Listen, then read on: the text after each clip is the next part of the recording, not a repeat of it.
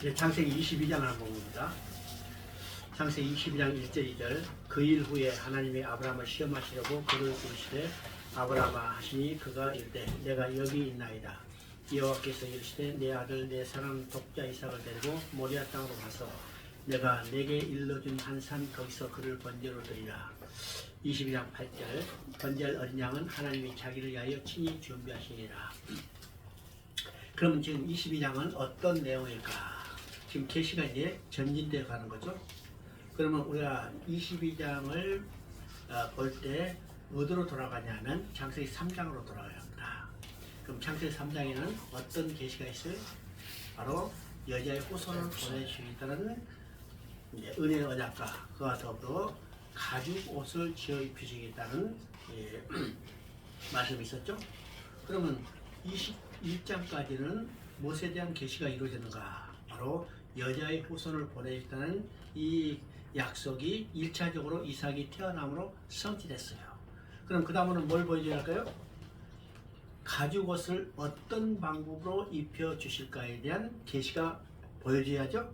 이것이 창세기 22장의 내용입니다. 그래서 지금 여기서 뭐라고 써요? 번제로 드리라. 번제죠. 번제. 번제는 뭘 드려요? 제물을, 짐승을 제물해서 드리는 것이 번제입니다. 그러면 가죽옷은 가죽옷이라는 이 말 속에 뭐가 전제되어 있어요? 짐승의 죽음이 전제되어 있습니다. 그래서 22장은 가죽옷을 어떤 방법으로 입혀주시게 된 계시입니다. 계시. 그래서 아브라함을 부르셔서 그죠? 그 일 후에 이게 되십니다. 그 일 후에 하나님이 아브라함 보셨다. 그럼 그 일 후라는 것은 어떤 의미일까? 21장까지 일어났던 모든 사건이 일어난 후에 이 말은 다른 말로 하면요 4번의 약속을 주시고 4번의 약속의 성취로 이삭이 태어나게 하신 후에 이 말이죠. 그렇죠? 그 이후라. 그러면 이 말을 다른 말은요 4번의 약속을 주시고 그 약속의 성취로 이삭이 태어났기 때문에 아브라함이 지금 이제는 안 믿었어야 안 믿을 수 없죠? 절대로 믿을 수밖에 없는 이 상태 완전히 믿게 된 그 후에 하나님은 아브라함을 시험하시려고 했습니다. 그럼 여기서 시험한다는 것이 어떤 의미일까? 어떤 사람들은요 아브라함은 믿음을 시험한다 이렇게 하는데 믿음을 시험할 필요가 있어요 없어요? 믿음을 시험할 필요가 없죠? 왜요? 4번의 약속을 주시고 약속의 성취를 시태어나기 때문에 아브라함은 이제는 완전히 믿게 된 후라는 말입니다. 그러니까 믿음을 시험하는 게 아니라 여기서 시험한다는 것은 하나님이 어떤 일을 이루실 건가를 친히 보여주기 위한 것이요. 이거 시험입니다. 여기서 아브라함을 시험하시려고 이 말과 유사한 것이 어디 나오냐? 자, 요한복음 6장에 나오죠? 요한복음 6장은 어떤 것이요? 오병이어 기적입니다. 그러면 예수님께서 빌립에게 말합니다. 너희가 먹을 것을 사서 줘라 그랬어요. 그죠? 먹을 것을 사서 줘라. 이 말씀을 하신 것은 예수님께서 빌립을 시험하시려고. 그죠? 빌립을 시험하시려고 하죠? 그러면요, 지금 예수님이 빌립에게 너희가 먹을 것을 사다 주라 하면요, 빌립이 그 5,000명, 장정이 5,000명, 거의 2만 명 되는 사람이 먹을 수 있도록 다 준비해서 밥 지어가지고 전하는 말은 이건 절대적으로 불가능한 일이에요. 자, 그 지역이 어디요? 광야입니다. 광야. 여러분이 광야에서 돈이 있어요? 돈 구할 수도 없죠? 또 돈이 있다 하더라도 채소 살 수 있어요? 채소 있다 하더라도 2만 명이 먹을 수 있도록 취사할 수 있어요? 불가능합니다. 이건 건져로. 그러니까 빌립을 시험하는 것은 빌립을 통해서 하나님이 예수님이 하실 일이 무엇인가를 보여주려고 하는 거예요. 보여준 거죠? 이 말이 바로 아브라함을 시험하셔. 하나님은 아브라함을 통해서 하나님이 하실 일이 무엇인가를 보여주려고 하는 거예요. 그 보여주려는 것이 어떤 것인가? 어떤 방법으로 가죽옷을 지어 입히신가에 대한 계시예요. 그래서 지금 아브라함을 부르셨어요. 이거 세 가지 중요한 의미가 있습니다. 첫째, 아브라함을 부르시는 거죠. 아브라함을 부르신데 아브라함을 부르시되 아브라함에게 그 아들 이삭 아들을 지금 번제로 드려왔죠? 번제로. 그러면 아브라함을 이삭을 부르는 호칭이 뭐랐어요?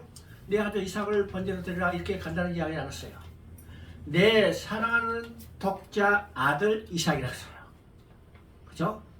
내 사랑하는 독자 아들 이삭 이 말은요 하나님께서 친히 사랑하는 독생자 예수 그리스도를 우리를 위한 번제로 드려줄 것에 대해서 계십니다. 되시죠? 네. 두 번째는요. 여기에 번제를 드려 할 때, 야, 너 가까운 데서 번제를 드려 하지 않고 하나님이 그 자리를 지어냈어요. 모리아 땅 내가 지시한 한 산, 그렇죠? 모리아 땅 내가 지시한 한 산.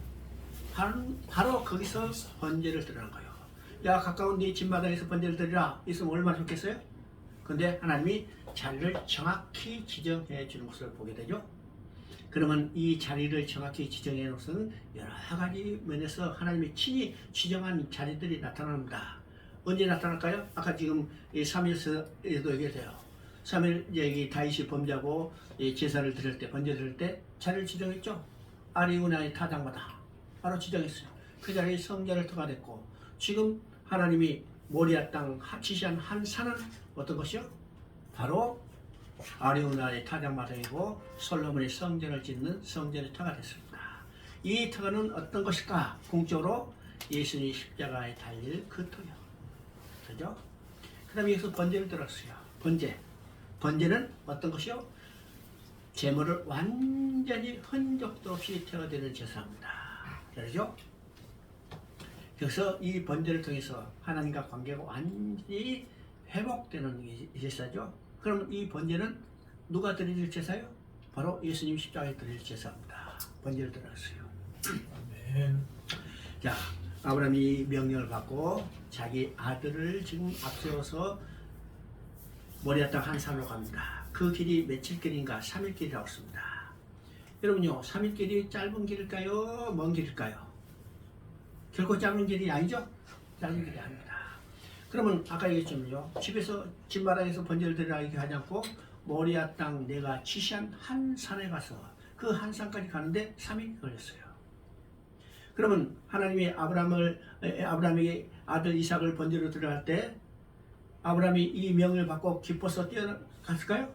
할렐루야 하면서 아니요 춤추며 갔을까요? 아마 여러분이 그 명령 받았다면 어떻게 했을까? 난 못해요. 도망갔겠죠? 도망갔어요. 근데 아브라함은 이 말씀에 순종해서 아들을 앞세워서 그 번제로 드려질 제물로 드릴 아들을 바라보면서 뒤따라가니까 이 마음이 얼마나 괴롭겠어요? 얼마나 괴롭겠어요? 자, 이 마음을 곧 누군가 바로 하나님이 자기 독생자 사랑하는 독생자 예수를 십자가에 못 박게 할 하나님 마음이요. 그 마음을 알기를 원하시는 겁니다. 자, 모리아 땅에 도착하자 그 산 오기에는 이제 종들을 기다리게 하고 이삭을 앞세워서 하나님이 지시한 한 산으로 올라가는 겁니다. 산을 다 꼭대기 올라가자 지금 이삭이요 번제로 드리라고 한다는데 제물은 없잖아요. 이삭은 자신이 번제로 드릴 것은 아버지가 말 안 했겠나 모르죠. 번제는 당연히 짐승이 제물로 드리는 것을 알고 있는데 지금 다 와보니까 제물로 드릴 짐승이 없어. 그래서 물어봅니다. 아버지요, 나무 앞으로는 있는데 번제로 드릴 어린 양은 어디 있나이까? 그때 멍청하게 지금 따라가던 아브라함이 그 소리 듣고 깜짝 놀랐죠? 그래서 뭐라고 했어요? 아들아, 번제로 드릴 제물은 하나님이 친히 준비하신다. 이게 여호와 이레입니다. 이 말은요, 하나님이 받으실 제물은 하나님이 친히 준비하시는 것이 여호와 이레입니다. 우리가 여호와 이레 오늘 많은 성도들이요 참 오용하기도 하죠. 자기 계획과 목적, 욕심을 다 이제 정해놓고 쫙 여호와 이레 준비한 듯 다 주셨어요. 이렇게 외치기도 해요. 이건 여호와 이레는 말이 잘못 오용된 겁니다. 여호와 이레 말은 하나님이 받으실 제물은 하나님이 친히 준비하신 겁니다. 이게 여호와 이레예요. 자, 아브라함이요 제단을 쌓고 이삭을 번제로 드리기 위해서 결박해서 지금 칼로 내리치는 순간에 하늘에서 급한 음성이 들렸어요. 아브라함아 아브라함아 내 아들 이삭에 손대지 마라. 이제야 내가 나를 경외하는 줄 알았노라. 자, 그 급한 음성을 듣고 주위를 둘러보니까 수풀에 수양이 걸렸어요. 그래서 이삭을 내려놓고 수풀에 걸린 수양을 대신 들었습니다. 그러면 수풀에 걸린 수양은 누가 준비했어요? 하나님이 친히 준비한 겁니다. 하나님이 받으시는 제물은 하나님이 친히 준비한 것이 이게 여호와의 이름입니다. 자, 그래서 이삭을 내놓고 수풀에 걸린 수양을 대신 드렸다. 22장 13절 한번 읽어봅니다. 여기서 중요한 것이 나옵니다. 아브라함이 일부러 살펴보니 한 수양이 뒤에 우리 수풀에 걸려있다. 아브라함이 가서 이 수양을 가져다가 아들을 대신하여 번제로했다. 여기서 대신했죠. 대신하여 번제로했다. 그래서 이삭을 내려놓고 수풀에 걸린 수양을 대신해 줬어요. 그런데 예수님이 십자가에서 숨을 거두시기 전에 하늘을 향해서 부르짖었습니다. 아버지 아버지 어찌 나를 버리시나이까. 간절한 부르짖음에도 하늘에서는 아무런 음성이 들지 않고 하늘은 캄캄해졌다고 했습니다. 왜일까요? 이삭이 번제 들을 때는 급한 음성이 들려서 이삭을 내놓고 수풀에 걸린 수양을 대신했는데 예수님 십자가에서 부르짖을 때는 하늘에서 아무런 음성이 들지 않았어요. 왜일까? 이삭은 그림자였기 때문에 이삭은 내려놓고 수풀에 걸린 수양을 대신 드렸습니다. 그러면 그림자의 의미는 뭘까? 그림자는 실체가 있다는 것을 확신시켜주는 의미가 있습니다. 이러면 꿈과 환상은요, 실체가 없이도 얼마든지 꿈을 꾸고 환상을 볼 수 있는데 그림자는요, 실체가 없으면 절대로 나타나지 않죠? 그러면 그림자가 있다는 것은 반드시 실체가 있다는 겁니다. 그러면 이삭은 그림자였기 때문에 내놨어. 그림자는 문제를 해결할 수 없어요. 실체가 있어요. 그래서 이삭은 내려놓고 수풀에 걸린 수양은 대신 드렸는데 그러면 이삭이 그림자로 보여준 것에 대한 실체는 누굴까? 바로 예수님입니다. 예수님이요. 이삭은 내려놓고 수풀에 걸린 수양을 대신 드렸어. 예수님은 십자가에 제물로 드렸지만 예수님을 내려놓고 대신 드릴 제물이 없죠? 왜일까? 예수님은 누구 대신 십자가에 못 박히셨어요? 예수님은 내 대신. 그래서 예수님을 내려놓고 대신 드릴 제물이 없어. 왜요? 예수님은 내 대신 십자가에 못 박혔기 때문이요. 그래서 예수님은 하나님이 받으실 하나님이 친히 준비한 제물이었어요. 이게 여호와 이름입니다. 여호와 이름. 자, 그래서 이제 예수님은요, 이 땅에 오신 목적이 뭘까? 예수님의 대속물이 되려 하라 하심이죠. 그래서 마태복음 20장 28절에 보면 예수님이 말씀합니다. 인자가 오는 것은 섬김을 받으려 온 게 아니라 도리어 섬기려 하고 많은 사람을 위한 대속물이 되려 하였습니다. 대속물이요. 예수님은 내 대신 십자가에 못 박혀요. 여기서 중요한 대속결이 나온 것을 보게 됩니다. 대속결이 예수님은 내 대신 십자가에 못 박혔다는 사실을 우리가 보게 돼요. 자, 22장 16절 18절 한번 봅니다. 이르시되 여호와께서 이르시기를 내가 나를 가르쳐 맹세하노니 내가 이같이 행하여 내 아들 내 독자도 아끼지 아니하시며 내가 내게 큰 복을 주고 내 씨가 크게 번성하여 하늘을 별거하고 바닷가에 모래와 같게 하리니 내 씨가 그 대적의 성문을 차지하리라. 또 내 씨로 말미암아 천하 만민이 복을 받으리니 이는 내가 나의 말을 주려 하십니다. 예, 아브라함에게 이제 다섯 번째 약속을 주시는 거죠. 다섯 번째. 12장에서 첫 번째, 13장에서 두 번째, 15장에서 세 번째, 17장에서 네 번째, 지금 20장에서 다섯 번째 약속을 줍니다. 그래서 다섯 번째 약속을 주시기 때문에 첫 번째 약속을 주신 내용과 똑같죠. 그 내용은 첫 번째는 자손이요, 두 번째는 땅이요, 세 번째는 복입니다. 그러면 이 자손과 땅과 복을 문자적으로만 읽으면 안 되고 이것을 어떻게 해요? 해석해요. 뭘로 해야? 오늘 나의 신앙으로 해석해요. 그럼 자손은 궁극적으로 예수 그리스도예요. 땅은 우리가 돌아갈 천국이요. 복은 하나님과 함께 살면서 누리게 복이죠. 그러면 아브라함이 주신 약속의 내용은 그리스도를 통해서 천국에 들어가서 하나님과 함께 살면서 누리게 될 복을 이야기하는 겁니다. 그래서 다섯 번째 약속의 내용도 첫 번째와 똑같이 이 세 가지를 이야기하는데 다섯 번째 약속은요, 두 가지 특징이 있습니다. 두 가지 특징. 제때는 16절입니다. 16절 보니까 이르시되 여호와께서 이르시길 내가 나를 가르쳐 맹세하노니 첫 번째 특징은 맹세로 보증했습니다. 무엇으로? 그러면 맹세는 어떤 의미가 있을까? 맹세는요, 낮은 사람이 높은 사람을 향하여 약속을 지키겠다고 서원하는 것, 서약하는 것이 맹세입니다. 쉬운 예를 들면요, 우리가 뭐 전국체전이나 올림픽을 할 때 그 예, 선수 대표가 나와서 두 사람이 손을 들고 선수하죠. 그 선수할 때 뭐래요? 우리는 스포츠 정신을 가지고 페어플레이를 하겠습니다. 이 선언하는 거예요. 이게 맹세입니다. 맹세. 근데 하나님은 하나님보다 높으신 분이 안 계시기 때문에 어떻게 해요? 하나님 자신을 가르쳐 맹세했다고 씁니다. 그렇죠? 내가 나를 가르쳐 맹세하노니. 그렇죠? 그러면 이 맹세의 효과는 어떤 것인가? 이게 히브리서 6장 16절부터 18절까지 이것에 대해서 해설해 주고 있습니다. 그렇죠? 여러분요, 히브리서 6장 16절부터 18절까지를 나중에 한번 반드시 찾아 읽어봅니다. 그러면 히브리서 6장 16절은 무엇인가? 이게 똑같이 얘기해요. 내가 나를 가르쳐 맹세하느니 맹세는 모든 다투는 일의 최종 확정이라고 했어요. 그럼 모든 다툼의 최종 확정이라는 것은요, 지금까지 5번의 약속을 주시고 약속을 지키겠다고 언약식을 체결해 주시고 이름을 바꿔주시고 그 다음에 할 일을 해가는 이 모든 일보다 가장 강력한 보증이 뭐예요? 맹세입니다. 맹세. 바로 이 맹세했다면 반드시 지켜야 한다는 것을 우리가 확신을 주게 되는 거죠. 그래서 하나님은요, 5번의 약속을 주었뿐만 아니라 이것을 지키겠다고 스스로 맹세했다는 사실을 우리가 보게 돼요. 그래서 언약과 맹세는 어떤 것일까? 하나님이 아브라함에게 주신 약속을 지키겠다고 스스로 확정해 주는 겁니다. 두 번째 특징은 17절이죠. 내 시가 그 대적의 성문을 차지하리라. 이 대적의 성문을 차지하리라. 그러면 아까도 얘기했지만 고대 국가는 한 성읍이 한 나라라고 했어요. 그러면 고대 국가의 전쟁은 어떤 전쟁인가? 공성 전쟁이요. 성을 빼앗는 전쟁입니다.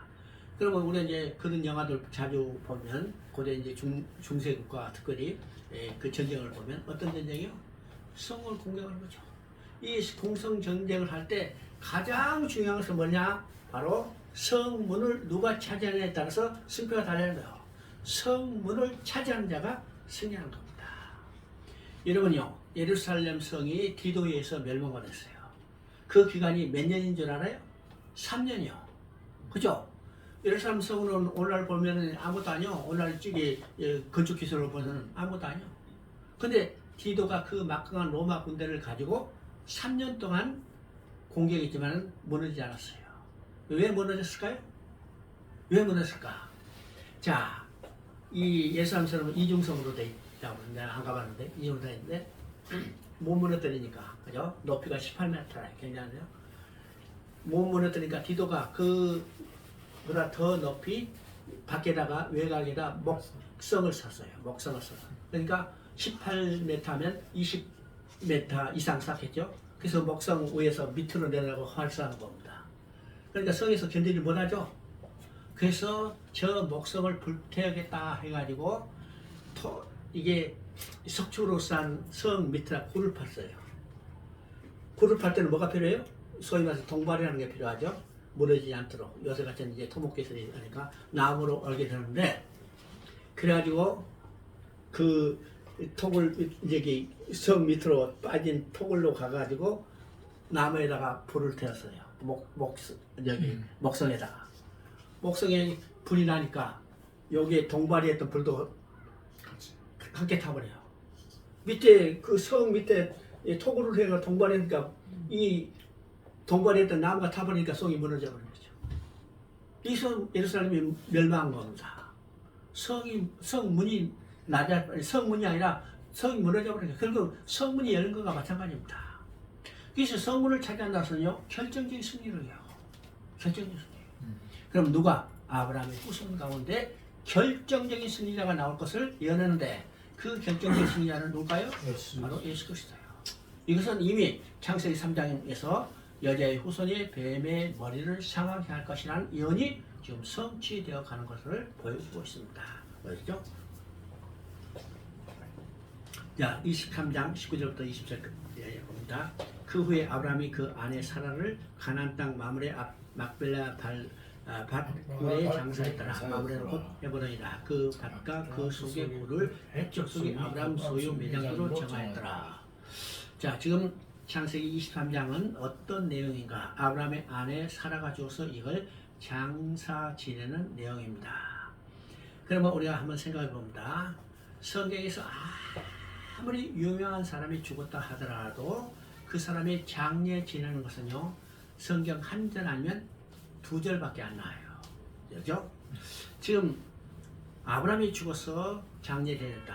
25장에 나오는데 그게 아브라함이 죽어서 막벨라 굴에 묻혔더라 한 줄이요. 모세는 위대한 영도자죠.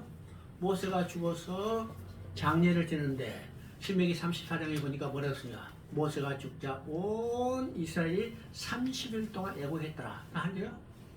또 다윗은 이단 선군입니다. 그러면 다윗이 죽어서 장례되는 것은 다윗이 죽어 열전의 묘실에 묻혔더라. 그렇죠?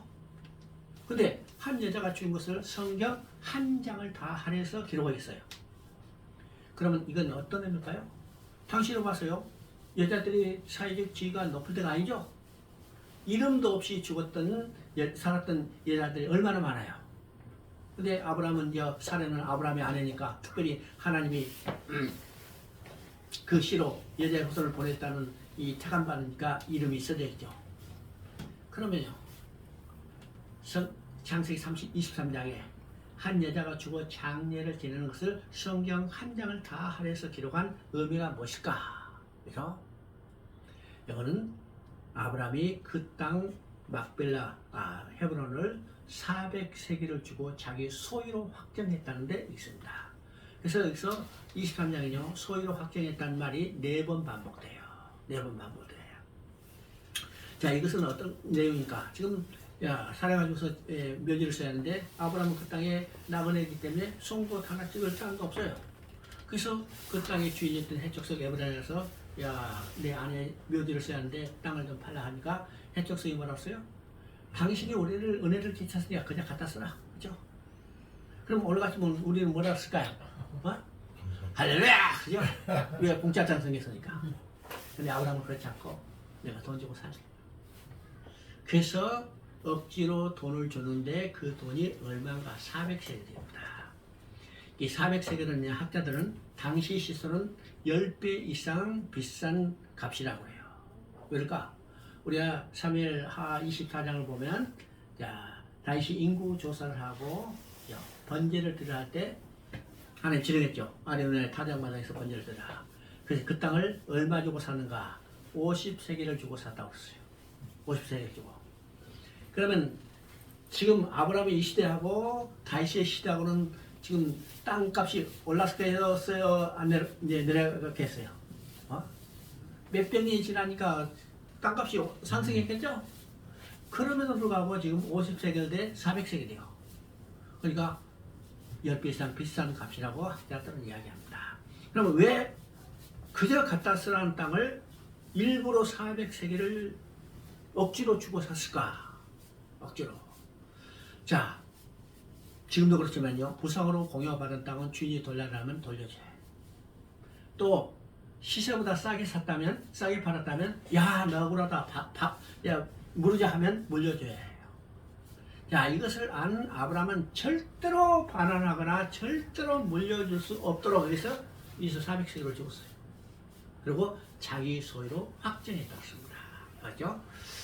그러면 여기서 자기 소유로 확정했다는 것은 두 가지 의미가 있습니다. 첫째는 여기에 지금 먼저 누구를 묻었어요? 사라를 묻었습니다. 그리고 그 다음에 누가 묻혔는가? 아브라함도 거기에 묻혔죠. 그리고 그 아들들 이삭, 야곱, 그 다음에 그의 아내들 리브가 레아도 묻혔어요.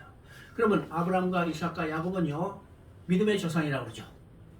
믿음의 조상과 그의 아내들이 그 땅에 묻혔다는 것은 그들의 시체를 묻은 것 아니라 하나님의 약속과 그들의 믿음을 묻은 땅이에요. 이 땅은 하나님이 우리 후손들에게 주시고 약속한 땅이다. 이걸 확정하는 게 아니죠. 또 하나 중요한 점은 지금 아브라함의 후손들이 어디에요? 애굽에 내려가요. 몇 년 동안 있어요? 400년 동안. 여러분이 400년 동안 하면 지 땅인지 아닌지 알 수 있어요, 없어요? 확인할 수 없어. 그래서 하나님은 네 땅이라는 증표로 400색으로 쓰고 사게 만든 겁니다. 그래서 땅문서를 확보하는 하나님의 증표였어요. 그죠? 돌아가지고 야 이거 우리 땅이다. 가나안 족속이 안내해 줄 수 있으니까 야 우리 땅이야. 예, 땅 문서를 확보하는 하나의 장치라고 학자들은 이야기합니다. 그래서 이 헤브론 땅은 어떤 땅이요? 아까도 이제 얘기했죠. 지금 갈렙이 가서 유다 지파의 족장 갈렙이 그 땅을 내 산지를 이리 주어요. 그 산지가 바로 헤브론이었어요. 그래서 그 땅에 누가 이제 역사예요? 바로 하나님의 약속으로 왕으로 등치할 다윗이 바로 어디요? 헤브론에서 등극하는 것을 보게 됩니다. 언약의 근거에서 왕으로 성취하는 이 다윗이 약속의 땅으로 확보된 그 헤브론에서 등극하게 되는 것을 우리가 보게 되죠. 자, 26장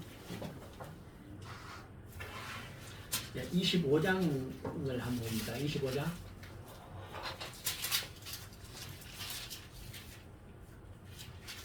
25장 22절 봅니다. 25장 22절 그 아들들이 그의 뱃속에 스스로 싸우는지라 그가 이르되 이를 거면은 내가 어찌할꼬 하고 가서 여호와께 묻자온대 여호와께서 그에게 이르시되 두 국민이 내 태중에 있구나 두 민족이 내 복중에서 나누리라 이 족속이 전속하거라 강하겠고 큰 자가 어린 자를 삼키리라. 여기요 선택이 하나님의 주권입니다. 선택이 하나님의 주권. 지금 에서 야곱이 태어나는데 태어나기도 전에 뭐였어요? 복중에서 두 민족이 싸우리라. 이 두 민족은 어떤 불이에요? 바로 창세기 3장 15절에서 여자의 후손 진영과 뱀의 후손 진영으로 나뉜 겁니다. 이 나뉘는 것은 인간이 어떤 자격이나 조건이나 공로도 없이 하나님의 전적인 주권이라는 사실이에요. 이것이 이제 로마서도 이야기하고 저 말라기서에도 내가 에서는 버리고 야곱은 사랑했다. 하나님의 절대 주권을 이야기하는 겁니다. 그래서 우리가 오늘 신앙생활하면서 가장 우리에게 큰 은혜는 뭔가? 나를 택해 주시다는 은혜예요. 나를 택해 주시다는 은혜. 아까도 얘기했죠. 쓰레기 같은 데서 나를 은혜의 손길을 뻗어서 건져 주시더라고요. 26장 3절 4절 봅니다. 이 땅에 거류하면 내가 너와 함께 있어 내게 복을 주고 내가 이 모든 땅을 너와 내 자손에게 주리라. 내가 내 아버지 아브라함에게 맹세한 것을 이루어 내 자손을 하늘 별과 같이 번성하게 하며 이 모든 땅을 내 자손에게 주니 내 자손으로 말미암아 천하 만민이 복을 받으리라. 이건 이제 첫 번째 약속을 주셨던 아브라함이 죽자 그 약속을 그 아들 이삭에게 계승한 내용입니다. 그러면 이 이삭에게 계승한 약속의 내용은 세 가지죠. 자손과 땅과 복입니다. 그죠? 자손과 땅과 복. 그래서 이것을 문자적으로만 읽지 말라고 했어요. 자, 자손과 땅과 복은 해설이죠.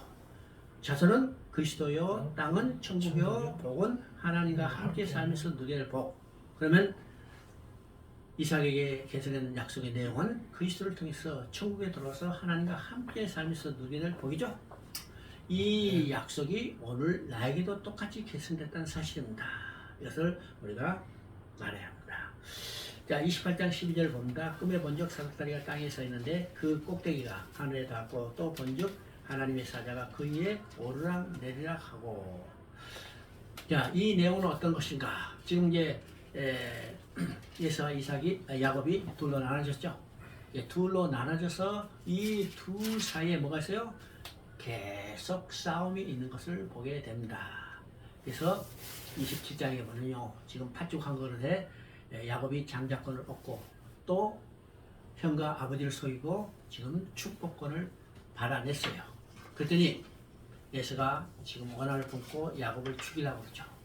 그래서 야곱이 죽음을 피해서 어디로 가요? 하란으로 도망가다가 지금 베델이라는 광야에서 지쳐서 쓰러 잘 때 꿈속에서 하나님이 환상을 보여주는, 계시를 보여주는 겁니다. 계시를 보였죠. 그래서 28장은요 굉장히 중요한 계시가 세 가지가 나와 있습니다. 그 세 가지는 어떤 것일까? 제대로는요 지금 사단장의 꿈이요. 사단 꿈. 여기서 지금 이 내용은 어떤 의미냐면 첫째 개념은요 땅과 하늘의 개념입니다. 그죠? 땅과 하늘의 개념은 땅에서 하늘로 도저히 올라갈 수 없는 개념이죠. 땅에서 하늘로 올라갈 수 있어요 없어요? 올라갈 수 있어요 없어요? 물어보니까 중국의 어떤 학생이 그래 올라갈 수 있대. 이게 어떻게 올라가니까 비행기 타고 올라갑니다. 그래서 내가 물었지 너 비행기 몇 시간 타봤어? 5시간 타봤대. 5시간 타면 내려와야죠? 내가 저기 파라과이 갈 때 36시간을 타고 갔어요. 36시간. 물론 이제 그동안 트랜지트한 시간이 있지만 36시간. 아무리 오래 있다 하더라도 언젠가 내려야 해. 이게 땅과 하늘의 개념입니다. 땅에서 하늘로 도저히 올라갈 수 없는 거예요. 그러면요 우리 개념에 땅에는 사람이 있고 하늘에는 하나님 계시죠. 그러면 이 말은 어떤 거요? 땅에 있는 인간이 하늘에 있는 하나님께 도저히 나갈 수 없다는 겁니다. 그럼 본래는요 하나님과 인간이 함께 살았어요. 언제? 에덴 동산에서 하나님과 인간이 함께 살았죠. 근데 왜 하늘과 땅만큼 하나님과 인간 사이가 도저히 나아갈 수 없는 먼 거리로 멀어졌을까? 이건 죄 때문입니다. 죄 때문이죠? 그러면 인간이 죄로 말미암아 하나님께 나아갈 수 없지만은 하나님은 인간을 버리신 게 아니라 인간이 계속 그 마음을 두고 있다는 거예요. 여러분요, 자식이 아무리 흉악한 짓을 한다 하더라도 부모는 그 자식으로부터 마음을 떠나지 않죠? 마찬가지입니다. 그래서 하나님은 그 인간과 지속적인 교제를 원하셔요. 그래서 땅에서 하늘로 사닥다리를 놓고 그 사닥다리가 하늘을 닿았죠? 그리고 그 위 사닥다리로 하나님의 사자가 오르락 내리락 하는 거예요. 오르락 내리락. 그러면 이 사닥다리 오르락 내리락 하는 것은 뭘까요? 하나님과 인간이 교제를 원하신 거예요. 교제를 원해요. 그러면 하나님과 인간 사이의 교제를 이루어지시는 것을 우리가 다른 말로 중보자라고 합니다. 그러면 중보자는 누굴까요? 중보자는 오직 한 분뿐이니 우리 주 예수 그리스도예요. 그러니까 이 사닥다리 꿈은요, 예수 그리스도, 중보자는 예수 그리스도를 이야기해요. 뿐만 아니라 이 사닥다리를 통해서만 하나님께 나아갈 길이 열려진 거예요. 그래서 예수님 말씀합니다. 나는 길이요 진리요 생명이니 나로 만남지 않고는 아버지께 나을 자가 없느니라. 바로 사닥다리를 대신 길 대신 예수 그리스도만 통해서만 하나님께 나아갈 길이 열리는 거예요. 이 사닥다리 꿈은요 요한복음 1장 51절에 바로 예수 그리스도를 통해서 성취된 것을 증언하고 있습니다. 알죠? 그러면 이제 두 번째 의미는 요번이 그냥 약속이 주는 거니까 28장 13절 14절을 한번 읽어봅니다. 또 본즉 여호와께서 그에 서서 이르시되 나는 여호와니 너희 조국 아브라함의 하나님이요 이삭의 하나님이라. 너 누워있는 땅을 내가 너와 내 자손이 주니 내 자손이 땅의 틀같이 되어 내가 서쪽과 동쪽과 북쪽과 남쪽으로 퍼져갈지며 땅의 모든 족속이 너와 내 자손으로 말미암아 복을 얻으리라. 자, 이것은요 아브라함이 주신 약속을 그 아들 이삭에게 계승했고 그 아들 이삭에게 계승했던 약속을 지금 누구에? 그 아들 야곱에게 계승한 내용입니다. 그래서 이 약속의 내용은 똑같죠? 땅과 자손과 땅과 복입니다. 그죠? 근데 여기서 지금 야곱에게 약속을 계승해 줄 때는 하나님의 호칭이 달라졌죠? 그냥 너희 하나님이다 이렇게 하지 않고 너희 초부 아브라함의 하나님 이삭의 하나님이라고 했습니다. 왜 하나님이 너의 조부 아브라함의 하나님 이삭의 하나님이라고 했을까요? 이 말은요 너의 조부 아브라함에게 약속을 주신 하나님, 그 약속을 내 아버지 이삭에게 계승했던 하나님이 이제 그 약속을 야곱 너에게 계승한다는 말입니다. 그죠? 그러면 야곱에게 약속이 계승됐기 때문에 앞으로 하나님의 호칭은 어떤 하나님입니까? 아브라함과 이삭과 야곱의 하나님입니다. 그래서 출애굽기 보면은 하나님을 누구라 부를까 물으니까 하나님 말했죠. 나는 아브라함과 이삭과 야곱의 하나님이라. 이 말은 다른 말로 하면요. 아브라함이 약속하시고 이삭이 약속하시고 야곱의 약속하시고 약속을 반드시 지키시는 신실하신 하나님입니다. 아멘. 그러면 그 약속이 오늘 누구에게 계승됐어요? 나에게 계승됐죠. 그러면 오늘 나의 하나님은 어떤 하나님인가? 아브라함과 이삭과 야곱과 곧 나의 하나님. 아브라함이 약속하시고 이삭에게 약속하시고 야곱에게 약속하시고 나에게 약속하시고 그 약속을 반드시 지키시는 신실하신 하나님입니다. 아멘. 이게 28장에서 야곱에 주시는 약속입니다. 이제 28장 15절을 봅니다. 내가 너와 함께 있어 내가 어디로 가든지 너를 지키며 너를 이끌어 이 땅으로 돌아오게 하리니 내가 내게 허락한 것을 다 이루기까지 너를 떠나지 아니하리 하시니라. 지금 야곱에게 약속을 계승해 주시고 하나님 지금 보장해 줄 말이죠. 여기에 뭐라 써요? 내가 너와 함께 있으며 너를 지키며 너를 이 땅으로 돌아오게 하리라. 너를 떠나지 아니하리라. 그럼 보세요. 지금 하나님이 야곱과 함께 계시고 야곱을 지키시다고 그랬죠? 그러면 야곱이 지금 어떤 사람이에요? 야곱이 어떤 사람? 야? 한마디로 말하면 사기꾼이죠? 사기꾼이냐 사기꾼이 아니야. 오늘 저기 뭐 남현이 전총조만 사기꾼이 아니라 그죠? 전세 사기 해먹은 놈들만 사기꾼이 아니라 사기꾼이요. 속였잖아요. 아버지 속이고 형도 속이고. 그래서 형이 죽이겠다니까 죽음을 피해서 지금 도망가다가 지금 베델에서 꿈속에 하나님의 환상을 본 거예요. 그리고 하나님 그에게 말씀하신 거예요. 내가 너와 함께 있으며 너를 지키며 너를 반드시 돌아오게 하리라. 그러면 지금 하나님이 누가 함께 계시다고 했어요? 사기꾼과 함께 계시고 사기꾼을 지켜주시고 사기꾼을 돌아오게 하시겠다는 거죠. 그러면 우리가 믿는 하나님은 사기꾼을 지켜주고 사기꾼과 함께 계신 하나님? 사기꾼과 함께 계시고 사기꾼을 지켜주면요 오늘날 법으로 보면 뭐예요? 범인 은닉죄예요. 그죠? 방조되고. 그럼 우리가 믿는 하나님이 이 정도냐? 이 말은 어떤 말인가? 하나님, 야곱이 어떤 자격이나 공로가 있어서가 아니라 하나님은 야곱에게 약속을 주셨죠? 이 약속을 지키시기 위해서 하나님은 야곱과 함께 계시고 야곱을 지켜주신 거예요. 왜요? 야곱이 잘못되면 하나님은 야곱에게 주신 약속을 지킬 수가 없잖아요. 그래서 야곱에게 주신 약속을 하나님이 친히 지키기 위해서 야곱과 함께 계시며 야곱을 지켜주신 거예요. 그 약속이 오늘 누구에게 있다고 했어요? 나에게 있어요. 나에게 있기 때문에 하나님은 나에게 주신 약속을 지키기 위해서 하나님은 나와 함께 계시며 나를 지키시고 너를 떠나지 않으시라. 아멘. 오늘 우리 신앙 속에서 이 확신이 시작합니다. 아멘. 확신이 있어요. 아멘. 그 다음에 28장 16절 10절 봅니다. 야곱이 잠에 깨어 이르시되 과연 여기 여호와께서 과연 여기 계시노를 내가 알지 못하였도다. 이에 두려워하여 이르되 두렵도다. 이곳이요 이것은 다름 아닌 하나님의 집이요 이는 하늘의 문이로다.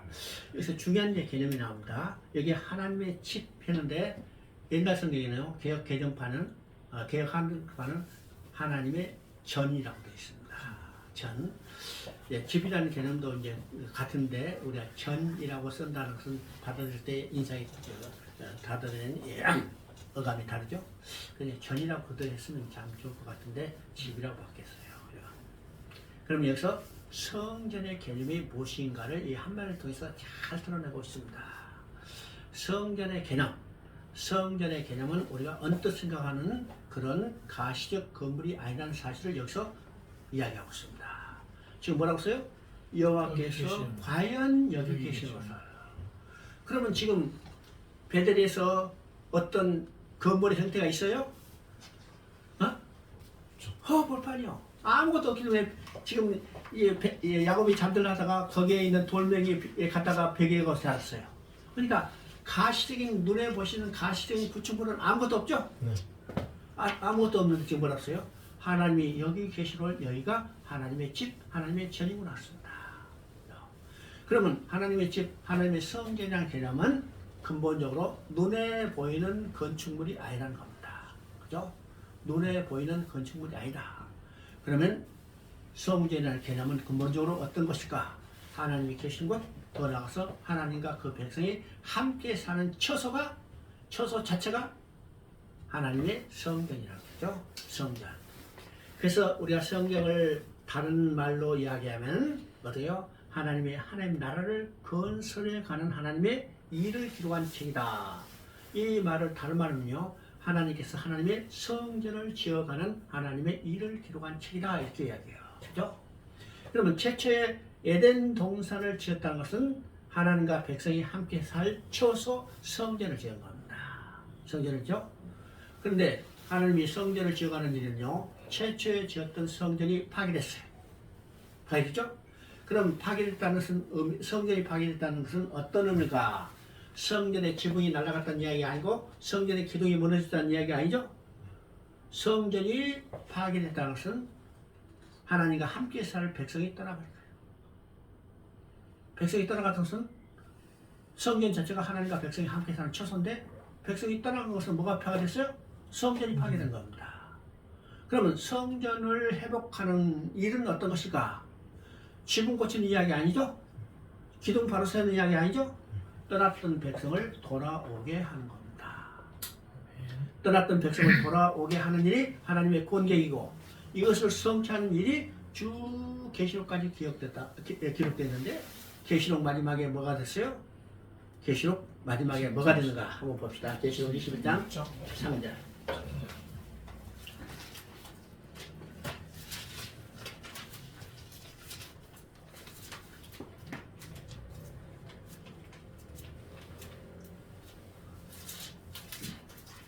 계시록 21장 3절 잘해봅니다. 내가 들으니 보좌에서 큰 음성이 나와서 이르되 하나님의 장막이 사람들과 함께 있으며 하나님의 그들과 함께 계시니 그들은 하나님의 백성이 되고 하나님은 친히 그들과 함께 계셔서. 그죠? 여기 뭐가 있어요? 하나님의 장막이 그죠? 사람들과 함께 계시며 장막이라고 그랬죠?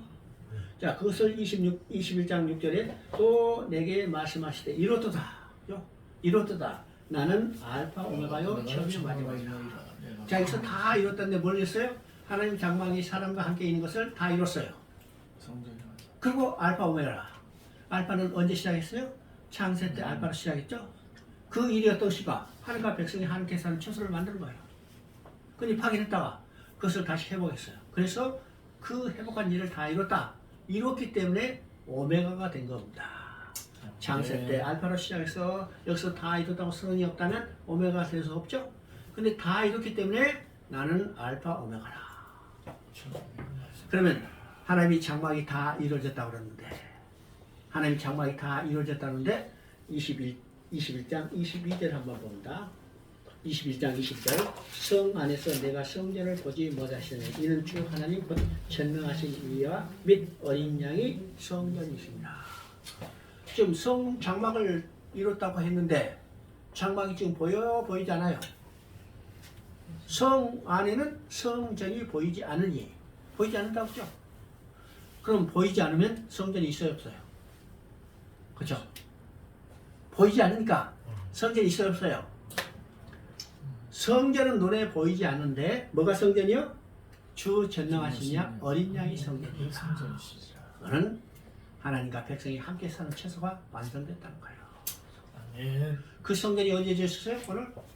오늘 우리가 하나님의 성전이고 그 성전 안에 누가 계세요? 하나님이 여기 계신 거예요. 아멘. 그건 눈에 보이는 가시된 건물이 아니죠? 우리가 하나님 계시는 처소. 이 말은요, 하나님과 우리가 함께 사는 그 자체가 성전이라는 사실을 우리가 깨닫게 되는 겁니다. 그죠? 아멘. 자, 오늘은 여기까지 하십시다.